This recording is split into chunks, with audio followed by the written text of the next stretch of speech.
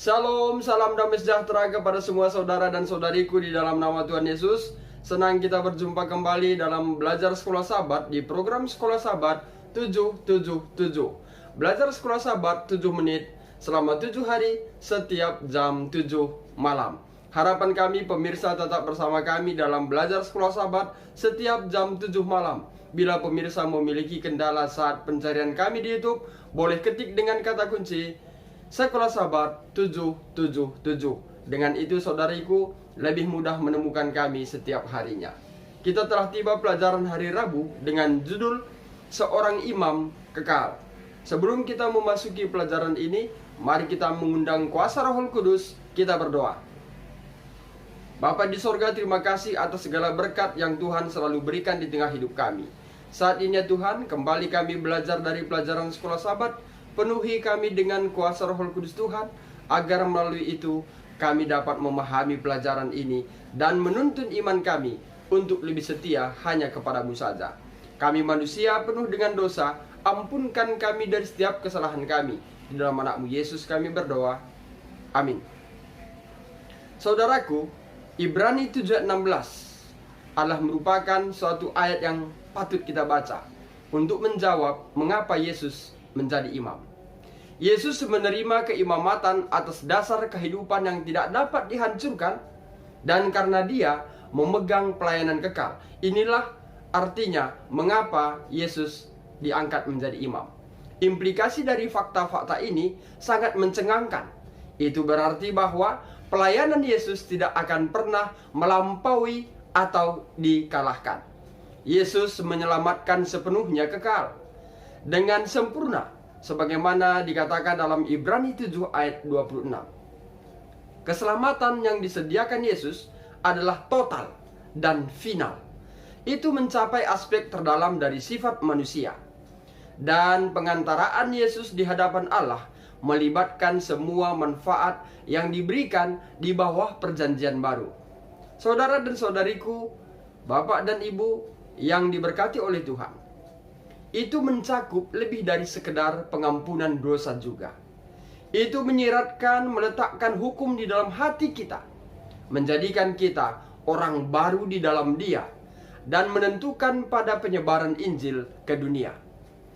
Sebagai satu dengan Tuhan dan dengan manusia, Dia mewakili kita di hadapan Bapa.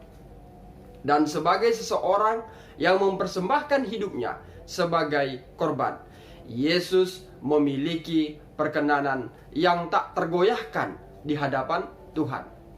Saudara dan saudariku di dalam nama Tuhan Yesus, kita sangat perlu membaca Ibrani 7:22. Dan dari Ibrani 7:22 timbul pertanyaan, apakah hubungan Yesus dengan perjanjian baru? Saudaraku, Yesus adalah jaminan perjanjian baru, karena Allah bersumpah bahwa Yesus akan menjadi imam selama-lamanya, sebagaimana dicatat Ibrani 7 ayat 21. Sangat mudah untuk tidak memahami pentingnya sumpah ini. Paulus telah merujuk kepada sumpah yang dibuat Allah kepada generasi gurun dan kepada Abraham. Perbedaan antara sumpah itu dan sumpah yang telah Allah buat kepada anak adalah bahwa sumpah itu dibuat untuk manusia fana. Sumpah tetap berlaku selama penerima masih hidup. Dan sumpah Allah kepada generasi gurun dan kepada Abraham mengikat selama masih ada generasi gurun dan keturunan Abraham. Galatia 3 ayat 29. Saudara dan saudariku, Bapak dan Ibu yang diberkati Tuhan, dalam kasus anak, bagaimanapun yang hidupnya, tidak dapat dihancurkan. Sumpah yang dibuat Tuhan kepadanya akan mengikat selamanya. Seseorang yang berdiri dengan kepastian atau jaminan dari orang lain dapat dikenakan hukuman yang sama seperti orang yang diperjuangkan, termasuk kematian. Namun, Bapa menetapkan Yesus sebagai jaminan bagi kita bahwa Dia tidak akan mengingkari janji-janjinya. Begitulah kepastian kita dapat memperoleh keselamatan yang telah diberikan kepada saudara dan juga saya di dalam Yesus Kristus. saudara dan saudariku di dalam nama Tuhan Yesus. Demikianlah pelajaran sekolah Sabat di pelajaran hari Rabu. Semoga melalui pelajaran ini akan kembali memberikan suatu pengetahuan baru bagi kita. Mengapa harus Yesus menjadi imam besar? Melalui pelajaran ini kita sudah mendapatkan jawabannya. Dan harapan kami besok kita tetap bersama dalam belajar sekolah Sabat. Dan sekalian juga di dalam ringkasan sekolah Sabat, di dalam pelajaran satu pekan di pelajaran yang ke-6.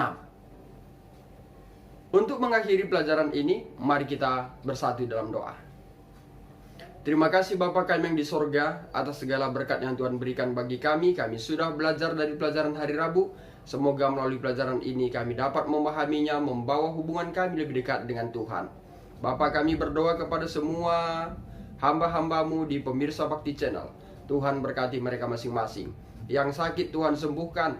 Kiranya yang ada dalam duka Tuhan beri penghiburan dan kekuatan agar mereka tetap berserah hanya bagi Tuhan saja. Bila ada yang berulang tahun, Tuhan sempurnakan sukacitanya. Berkat-berkat dari Tuhan yang Tuhan kehendaki, Tuhan berikan sepanjang hidupnya.